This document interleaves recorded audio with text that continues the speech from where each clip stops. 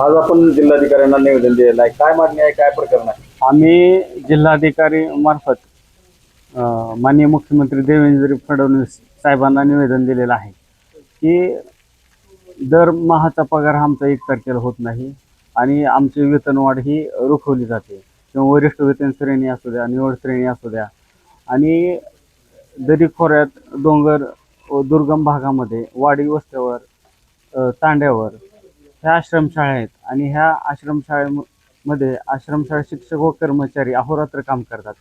ज्ञान देण्याचं पवित्र काम शिक्षक व कर्मचारी करतात आणि आश्रमशाळा शिक्षक व कर्मचाऱ्यावर वारंवार अन्याय होतो की त्यांची जी वेतनवाढ आहे ती रोखवली जाते, त्यांचं जे वेतन आहे ते थांबवलं जातं. त्याच्यामुळं नाहक आश्रमशाळा शिक्षक व कर्मचारी मानसिक तणावाखाली जीवन जगतात आणि जे पतसंस्था आहेत, होम लोन आहेत, जे काही इतर शैक्षणिक कर्ज घेतलेले आहेत, ते हप्ते थकल्यामुळं त्यांच्यावर नाहक व्याजाचा भुर्दंड बसतो.